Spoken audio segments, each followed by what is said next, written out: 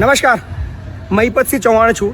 એક સરસ મજાની જોરદાર વાત કરવી છે અને હું ઈચ્છું છું આ વાત ગુજરાતના દરેક નાગરિક સુધી ચોક્કસથી પહોંચાડજો. 1 લાખ શેરિંગ થવું જોઈએ આ વિડીયોમાં, કારણ કે આ એક શેર એ કદાચ કેટલાય લોકોની અંદર જીવનની અંદર ખૂબ કામમાં આવે એવી વાત છે. એટલે પ્લીઝ શરૂઆત કરતા પહેલા જ વિડીયોને એક વખત શેર કરી દો. ગુજરાત સરકારના એક જોરદાર કાયદાની મારે તમને વાત કરવી છે. એક એવો નિયમ છે જે રોજ કામમાં આવે એવો છે. તમે ક્યારેક વાહન લઈને નીકળતા હોય છે, તમને રોજ અકસ્માત જોવા મળે છે. અત્યારે સાધનોની સંખ્યા એટલી બધી વધી ગઈ છે કે દરરોજ અકસ્માતો થાય છે.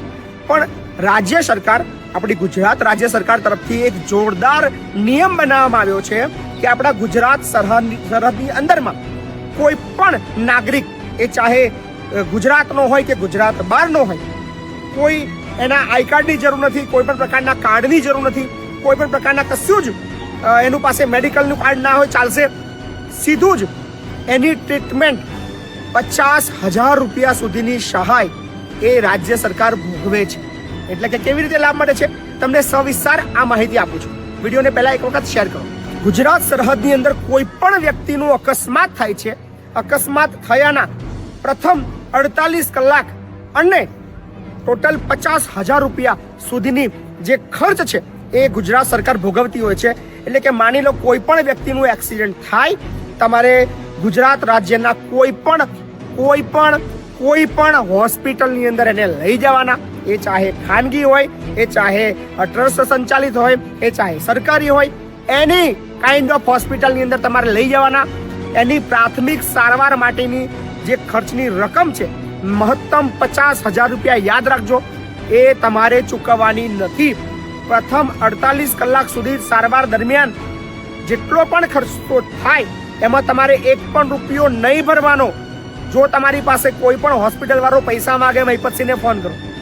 ગુજરાતની અંદર કોઈ પણ હોસ્પિટલની અંદર તમારું જો વાહન અકસ્માત થાય છે એની ટ્રીટમેન્ટ માટે પ્રથમ 48 કલાકમાં 50,000ની જે લિમિટ છે એની અંદર એ લોકો જો તમારી પાસે પૈસા માંગે, મહિપતસિંહને ફોન કરો. મહિપતસિંહ તમને છાતી ઠોકીને કહે છે તમને મદદ કરશે અને તમારે પૈસા નહીં ભરવા પડે, એની ગેરંટી આપું છું. હમણાં જે કિસ્સો બન્યો, આ વિડીયો બનાવવાનું કારણ પણ એ જ છે. 1 કલાક પહેલા એક હોસ્પિટલની અંદર પેશન્ટ એડમિટ થયો છે. એનું એક્ટિવા પર કંઈક એક્સિડન્ટ થયું છે. 2-3 કલાક ટ્રીટમેન્ટ ચાલી, થોડી ગંભીર હોવાને કારણે એને રિફર કરવો પડ્યો છે બીજી હોસ્પિટલમાં.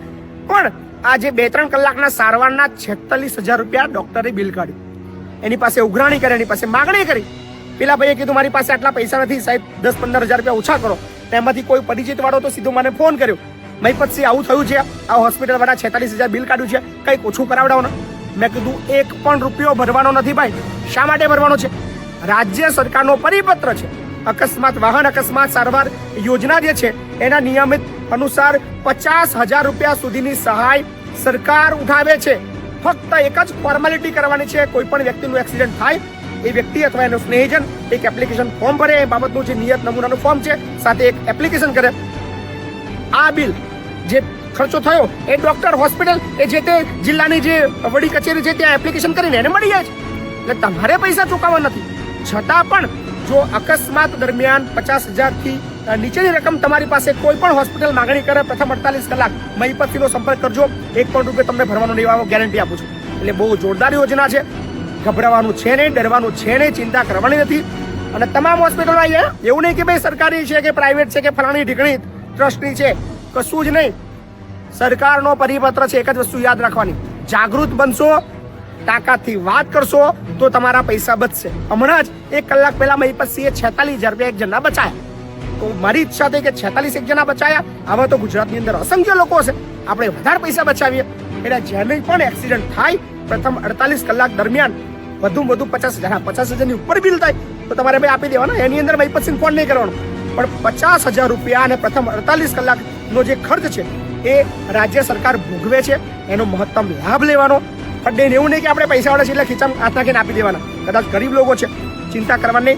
કોઈ હોસ્પિટલ ના માને, મહિપતસિંહનો સંપર્ક કરજો. નીચે નંબર આપ્યો છે, ફક્ત તમારું નામ લખો, હોસ્પિટલનું નામ લખો, જગ્યા લખો અને કહેજો કે ડોક્ટર પૈસાની માંગણી કરે છે. મહિપતસિંહ તમને મદદ કરશે. ચિંતા ના કરજો. વિડીયોને શેર કરજો અને રાજ્ય સરકારની આ યોજનાનો મહત્તમ લાભ મળે, લોકો સુધી પહોંચે એવું કામ કરજો. મહિપતસિંહ તમારી સાથે છે અને કાયદો જાણશો તો ફાયદામાં રહેશો. ધન્યવાદ.